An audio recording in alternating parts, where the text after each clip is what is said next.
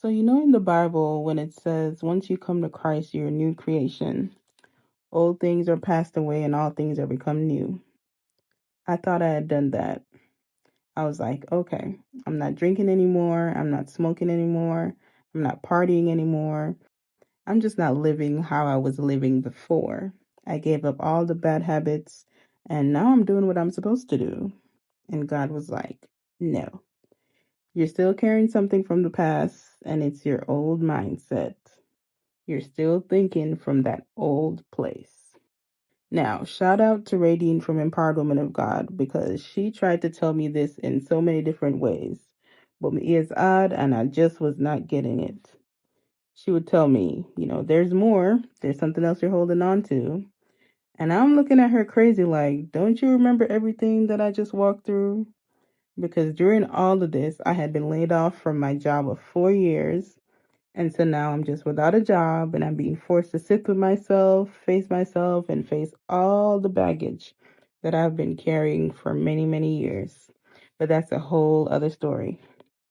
Anyways, I had AdReach. I had this business that I was trying to build, and God had been showing me in so many ways that AdReach is what I'm supposed to be focused on.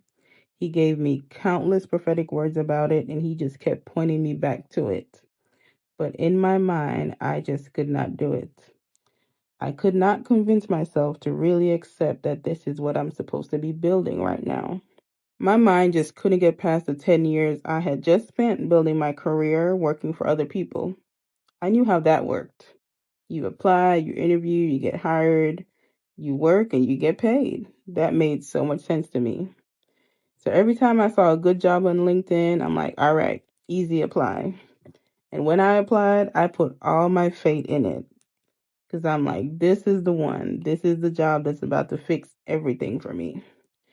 Meanwhile, God is trying to use outreach to propel me. And all I'm thinking about is getting stable income.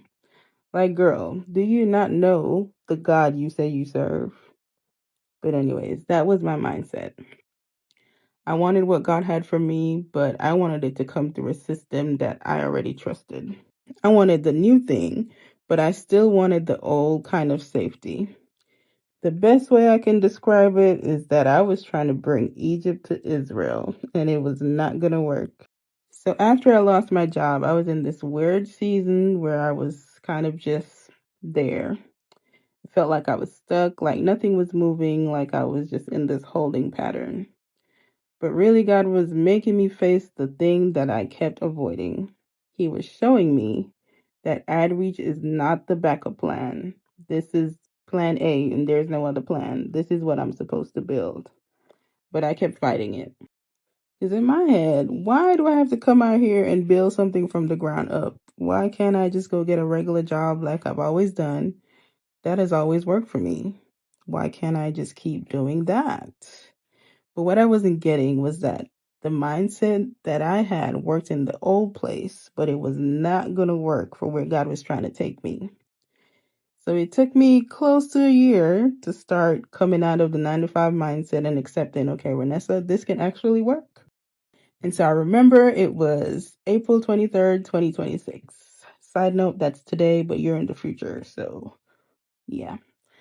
It was a Thursday morning. I woke up around 5 a.m. to pray on the Emerge prayer call. Shout out to Emerge. It's where women rise together, and you're welcome to join. I'll put the link somewhere. Anyways, we had prayer, and then after the call, I went back to sleep. Because let's be real, I think I have all the time in the world, and I can just sleep all day. So I went back to sleep, and I had a dream. In the dream, I had gone to Virginia for a job interview for a television news producer position. Now, in the dream, I'm like, I came all the way from Houston to Virginia for a producer job, and I haven't produced TV in like 5 years, and I don't even think that this is what I want anymore. But at the same time, this is exactly the type of thing I would do in the natural world because I just want stable income wherever it is. I want to know that I worked 40 hours and that my check is coming, okay? So in the dream, they flew me out, they got me accommodations and all of that. But when I got to this hotel, it turned into this weird Handmaid's Tale type of situation. The place had all these strict rules, like rules about how the bed needed to be made, rules about what you can wear, rules about who you can talk to. And when I woke up, it clicked. Like God was showing me, yes, go get a corporate job, go get the corporate money, but at what cost? That was the thing. At what cost?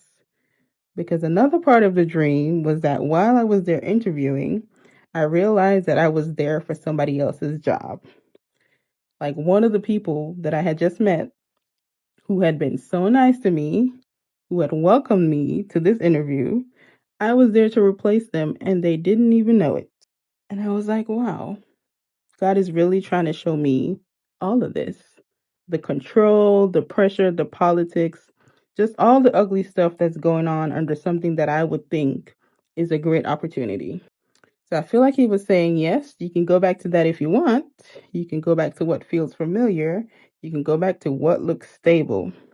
But Vanessa, I am trying to pull you out of that. I'm trying to bring you into something else. I'm trying to get you to stop thinking from that old place. So really, this whole season has been about a mindset shift. It's not about me losing a job, not about me trying to build a business. It's been about my mindset. And I'm so glad that I finally realized this, okay? So yes, I had left all those bad habits, but I was still carrying an old mindset. I was trying to walk into something new while still depending on what made me feel safe before. And God was like, nope, we're not doing that. Because if I'm really going to follow him, I can't just give him the obvious stuff. I can't just give him the habits. I have to let him deal with the way I think too. The way I define safety, the way I define provision, the way I define success, the way I decide whether something is working or not. And I think that's what this season has been showing me.